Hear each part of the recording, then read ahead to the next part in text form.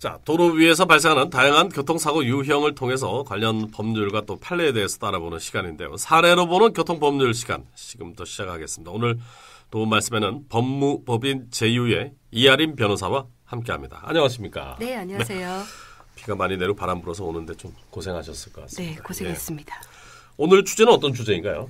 네, 차 사고 났을 때 주로 상대방 보험회사랑 합의 보시죠. 당연히 그렇게 해야죠. 보통 다 가입이 종합보험이 돼 있고 그 사고 낸 사람도 요즘은 그냥 우리 보험회사하고 얘기하세요. 뭐 이런 추세죠, 사실은. 네네. 예. 그런데 보험사와 이야기하다 보면 실제 내 손해를 다 보상을 못 해준다 하는 경우가 있습니다. 네. 이제 보험회사 약관이 이렇기 때문이다라는 근거를 들고 있는데요. 네. 가해자 측 보험사가 약관에 따라서 어떤 손해는 얼마까지만 배상이 되고 약관에는 또 어떤 손해는 배상이 안 된다고 하는 거 한 번쯤은 경험해 보셨을 네. 겁니다. 그런데 좀 이상하지 않습니까? 사고가 난 나는 분명 이런 손해를 입었는데 그렇죠. 상대방이 자동차 보험에 가입하면서 어떤 조건으로 보험에 들었는지 보험 약관이 어떻게 되는지 사실 사고가 난 나로서는 알 수가 없거든요. 없죠. 예, 그런데 막상 가해자에게 손해 물어달라고 하면 보험회사가 그건 가해자와 보험회사 사이에 약관에는 보상 안 해주는 것으로 정해져 있다라고 네. 합니다. 보험에 가입할 때 보면 왜 대인 대물 얼마까지 보상을 해준다. 뭐 조항이 다 있고 그런 약관에 따라서 손해를 물어주는 건 아닌가요? 보통 네. 일반 상식으로 그렇게 알고 있죠. 네, 이런 생각하면은 예. 보험회사가 이제 나에게 손해를 물어주는 거는 사고 낸 운전자와 보험 계약을 맺었기 때문이고 그렇기 때문에 보험회사가 가해 운전자와 서로 이제 계약 체결한 상품 범위 내에서만 물어주겠다는 주장도 일리가 있어 보이는데요. 네. 네, 상법에서는 사고 당한 사람은 상대방 보험사에게 보험 금액의 한도 내에서 직접 피해 배상을 해달라고 할 수 있다고 되어 있습니다. 보험사도 이 규정을 들어서 규정에는 보험 금액 한도 내에서만 물어주면 된다고 되어 있지 않냐. 그러니 보험 약관에 따라서 물어주면 된다라고 네. 주장을 하는데요. 그럼 예를 들어서 가입한 사람이 보험회사하고 가해자가 말이죠. 뭐 우리는 한 10만 원만 해서 사고 난 데서 물어주세요. 그러면 그분은 어느 사고가 나도 10만 원만 딱 물어주고 말겠다. 이 얘기하고 똑같은 거 아닌가요? 네네. 예, 지금 보험금액 한도, 법 규정에도 보험금액 한도라고 되어 있다고. 실제 해석은 어떻게 되는 건가요? 네, 법원의 해석은요. 예. 이 규정은 피해자가 가해자의 보험회사에게 직접 배상 청구를 할 수 있는 규정이라고 보는데요. 피해자가 보험 계약을 체결한 당사자가 아니어도 네. 보험회사에게 직접 청구할 수 있다는 의미고요. 사고가 나서 피해자가 다치면 치료를 받을 수 있도록 해주는 것이 중요한데요. 그렇죠. 만약에 보험회사가 보험 계약자인 가해자에게 직접 돈을 주면 그 돈이 피해자에게 전달이 안 될 수도 있습니다. 그런 취지에서 피해자가 그러니까 가해자 측 보험회사에게 직접 청구권을 인정한 겁니다. 피해자 입장에서는 손해배상을 청구할 수 있는 사람이 2명이 된 것과 같은 효과인데요. 네. 가해자에게도 치료비 달라고 할 수 있고 또 가해자가 가입한 보험회사에도 치료비를 달라고 할 수 있는 겁니다. 네. 그래서 피해자 입장에서는 가해자에게 달라고 할 수 있는 금액을 똑같이 보험회사에게도 달라고 할 수 있는 건데요. 사고 낸 사람한테는 100을 달라고 할 수 있는데 그 사고 낸 사람, 그러니까 가해자 측 보험사에는 보험 약관상 100은 안 되고 80만 줄게 이렇게는 안 된다는 겁니다. 그러니까 가해자가 손해배상 해줘야 하는 의무를 가해자 측 보험회사도 똑같이 부담한다는 거죠. 그러니까 결론적으로 말씀드리면 이제 보험회사가 보험 약관을 이유로 피해자한테 손해액을 요만큼만 주겠다. 우리 그 손님하고 계약이 그렇게 돼 있으니까 이건 안 된다는 얘기죠. 네, 맞습니다. 예. 법원에서는 보험회사가 피해 배상을 해야 하는 사람의 의무를 그대로 진다라고 하면서도 또 한 가지 더 이유를 덧붙이고 있는데요. 법원이 손해액을 정하는 데 있어서 보험 약관에 구속될 이유가 없다고 본 겁니다. 보험 약관은 어디까지나 당사자들끼리의 약속에 불과한 것인데요.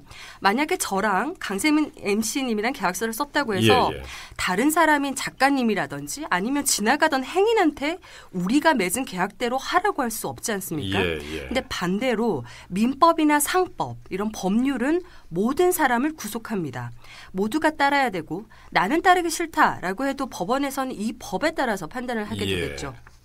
그런데 약관은 그런 법이 아니기 때문에 법원이 손해액을 정할 때 보험사의 약관에 구속될 필요가 없다는 겁니다. 그러면 이제 오늘 문제 중에서 예를 들어서 사고 나서 제가 피해자가 됐고 어떤 가해자 보험 회사에서 이제 네. 뭘 저한테 렌트카비를 네네. 이제 실제 사용액을 물어줘야 되는데 네. 우리는 가해자 손님하고 계약된 건 렌트카는 이틀만 쓰라고 계약이 돼 있어요. 네. 당신은 5일 썼으니까 네. 3일은 그냥 알아서 쓰세요. 자기 네. 돈 내고. 안 된다는 얘기죠. 네, 그렇게 할 수 없다는 겁니다. 예, 예. 실제로 이제 어떤 사례가 있었냐면요.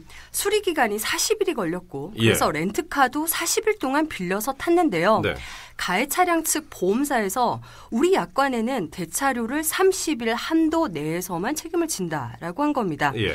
피해 차량은 법원에 소를 내면서 실제로 40일 동안 수리를 했고 40일 동안 렌터카를 빌려 탔으니까 나머지 10일치 대차료도 달라고 했는데요. 법원은 나머지 10일치 대차료도 마저 줘야 한다고 줘야 판단했습니다. 된다. 예. 네. 또 문제가 많이 되는 것이 경락손해인데요. 네. 차 사고 나면 중고시장에서 제값 받기 어려운 건 그렇죠. 누구나 다 아는 예. 사실입니다. 그런데 자동차 보험회사 약관을 보면 출고한 지 2년이 안 된 신차에 대해서만 가격 하락분을 인정한다거나 예. 수리비가 신차 가격의 얼마일 때 몇 %만 배상을 한다던가 하는 제한 규정이 있습니다. 예. 법원은 이런 경우에도 보험 약관을 따르지 않고 실제 손해가 발생한 부분이 있다면 보험회사가 물어줘야 한다고 네. 보고 있습니다. 그러니까 1억짜리 차를 사서 네. 한 5년 정도 타다가 사고가 나서 이게 중고 시장에는 지금 5년 된 1억짜리 차가 5천만 원을 걸어야 되는데 이 사고 때문에 2천만 원밖에 못 받았다. 네. 그러면 그 기한에 상관없이 3천만 원에 대한 그것도 사고로 인해서 경락 손해를 인정해야 된다는 말씀이시죠? 네, 실제로 중고시장에서 그렇게 받고 있다는 통계가 입증이 된다면, 네, 당연히 그렇게 해야 된다. 정리를 좀 하겠습니다. 이 가해 차량의 보험회사와 보험금 합의를 할 때 보험회사 약관에 따라서 손해액이 축소되거나 하지는 않는다. 이 말씀이시죠? 네, 맞습니다. 예. 법원의 근거는 네. 다시 정리하자면 가해자에게 달라고 할 수 있는 금액만큼 똑같이 가해자가 가입한 보험회사에도 청구할 수 있다는 거고요. 네. 그리고 법원이 피해자의 손해액을 정하는 데 있어서 그러니까 법률도 아닌 보험회사 약관을 따라서 그 예. 피해액을 한정할 필요가 없다고 보고 예, 있는 겁니다. 예. 아유, 뭐처럼 법률을 하나.